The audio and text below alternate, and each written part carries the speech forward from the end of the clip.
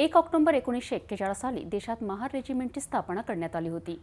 याच रेजिमेंटमधील जवानांनी अनेक युद्धात सहभाग घेऊन आपल्या भारत देशाचे रक्षण केलेत। अनेक युद्धात अनेक महार रेजिमेंट जवानांना वीरगती सुद्धा प्राप्त झाली। अशा महार रेजिमेंटच्या स्थापना दिनी अमरावती शहरातील संगीत सूर्य भोसले सभागृहात अनेक कार्यक्रमाचे आयोजन करण्यात आले आहे। त्या दरम्यान इरविन चौकातील डॉक्टर बाबासाहेब आंबेडकर पुतळा परिसरात हजारो माजी सैनिक उपस्थित राहून महार रेजिमेंट दिवस साजरा करण्यात आला। या कार्यक्रमात डॉक्टर बाबासाहेब आंबेडकरांचे वंशज त्यांचे नातू राजरत्न आंबेडकरांनी हजेरी लावून त्यांनी सर्वांना संबोधिलेत।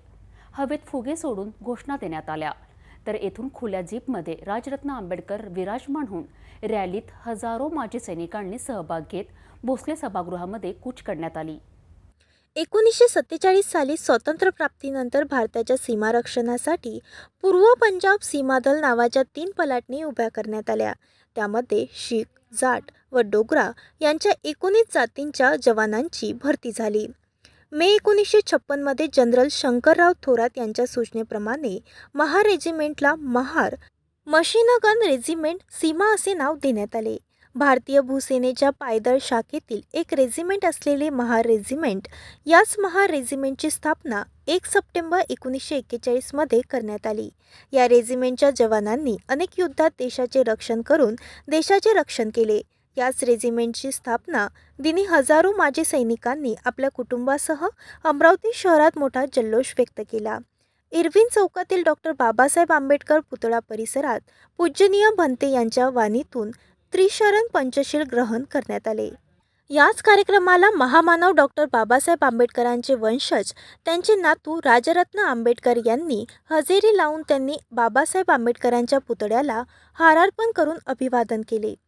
बाबासाहेब आंबेडकरांचे वडील सुभेदार मेजर या बटालियनचे सैनिक म्हणून बाबासाहेबांच्या 3 पिढ्या सैनिकी पेशीमध्ये होते आणि म्हणून बाबासाहेब आपल्या मुलासाठी राजरत्नसाठी म्हणायचे की तू लढवय्या घराण्यात जन्म घेतलेला माझा सिंह आहेस। म्हणून आजचं हे महत्त्व महार रेजिमेंटच्या स्थापनेचं महत्त्व काय आहे ते आपण त्या ठिकाणी ऐकणार आहोत। आपण सगळ्यांनी कार्यक्रमाच्या ठिकाणी यायचं आहे, शिस्तीचं पालन करून आपण त्या ठिकाणी सगळ्यांनी तिथे निघूया आणि कार्यक्रम यशस्वी करूया अशी मी आपल्या सगळ्यांना विनंती करतो। पुन्हा एकदा बाबासाहेब आंबेडकरांच्या नावाचा विजय घोष करूया। डॉक्टर बाबासाहेब आंबेडकरांचा, डॉक्टर बाबासाहेब आंबेडकरांचा, डॉक्टर। आज महार रेजिमेंटचा स्थापनेचा दिवस आहे। बाबासाहेब आंबेडकरांनी ही रेजिमेंट पुन्हा सुरू करून दिली। बाबासाहेबांचे वडील सुभेदार मेजर या बटालियनमध्ये होते आणि एक खूप मोठा इतिहास आंबेडकर परिवार आणि महार रेजिमेंटचा राहिलेला आहे आणि त्यामुळे आज या रेजिमेंटचा स्थापनेचा दिवस साजरा करण्यासाठी महार रेजिमेंटच्या सर्व सैनिकांनी, आजी माजी सैनिकांनी आज मला या ठिकाणी आमंत्रित केलेलं आहे। अमरावतीमध्ये 83rd फाउंडेशन डे हा साजरा केला जातो, त्या निमित्तानं मी आज अमरावती या ठिकाणी आलेलो आहे। Thank you sir.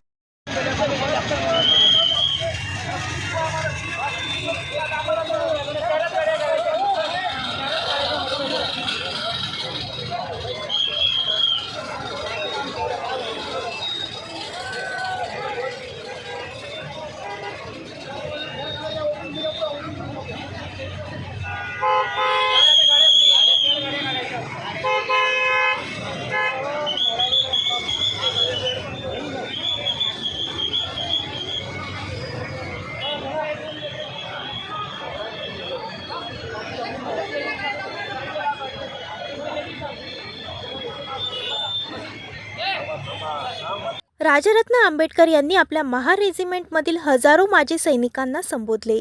घोषणा देऊन हवेत त्यांच्या हस्ते फुगे सोडून महार रेजिमेंट दिवस मोठ्या उत्साहात साजरा करण्यात आला।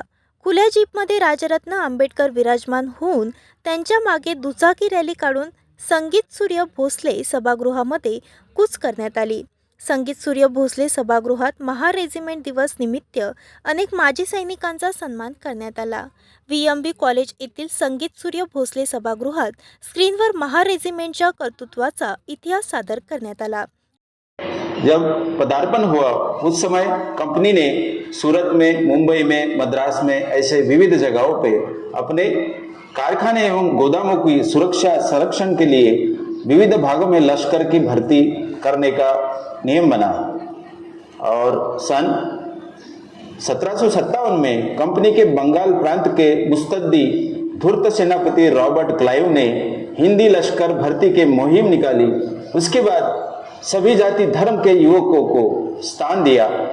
महार सैनिकों को पूर्व मुस्तद्दी और लड़वैया स्वभाव के होने के कारण अंग्रेजों के सेना में सबसे ज्यादा स्थान दिया गया।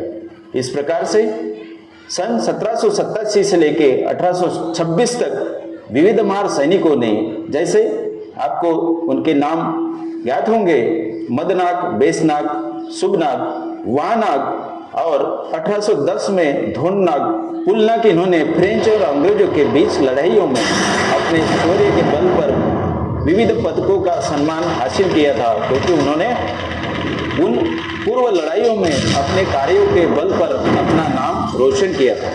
उसके उपरांत सन 1826 से लेके 1828 के बीच जो महार सैनिकों ने काम किया, वो कार्य किया, वो आपके सामने बयान करना चाहूँगा। काठियावाड़ युद्ध हुआ, जिसमें मुल्तान युद्ध हुआ, उसके बाद पर्शियन युद्ध हुआ और चीन युद्ध एवं 1867 में अरबिस्निया युद्ध हुआ, जिसमें अपने महार सैनिकों ने, जैसे हवलदार मालोजी सबकाल, इन्होंने अंग्रेजों की सेना में थे, जिन्होंने अपना सही कार्य करके और अपने अच्छे कार्यों के बल पर वहां पर नावलौकिक किया था। उसके बाद उनके सपुत्र सूबेदार रामजी मालोजी सबकाल, इन्होंने भी 1860 में कंधार और अफगान युद्ध में इन्होंने अपने शौर्य सोसाइटी ऑफ इंडिया, भारतीय बौद्ध महासभा की ओर से और बाबा साहब अम्बेडकर जी के परिवार की ओर से महार रेजिमेंट के स्थापना दिवस और वर्धापन दिन की आप सभी लोगों को ढेर सारी मंगल कामनाएं देता हूँ। बहुत सारी बातें यहाँ पर रखी गई, बहुत सारे महार रेजिमेंट का इतिहास हम लोगों ने देखा, तो उसको मैं नहीं दोहराता हूँ। लेकिन बाबा साहब अम्बेडकर हमेशा एक बात कहा करते थे कि जो कौम अपना इतिहास भुला देती है, जो कौम अपना इतिहास भूल जाती है, वो कौम कभी भी अपना इतिहास बना नहीं सकती, रच नहीं सकती। बाबा साहब अम्बेडकर जी ने हम लोगों को सिर्फ अपने इतिहास से ही नहीं परिचित करवाया, बल्कि हम वो लोग थे जो अपना इतिहास, अपनी पहचान भूल चुके थे। भले आज हम लोग यहाँ पर महार रेजिमेंट का यहाँ पर वर्धापन दिन, फाउंडेशन डे, स्थापना दिवस मना रहे हैं। महार रेजिमेंट ये कानूनी नाम है, गवर्नमेंट ऑफ इंडिया की आर्मी को दी गई वो बटालियन का नाम है।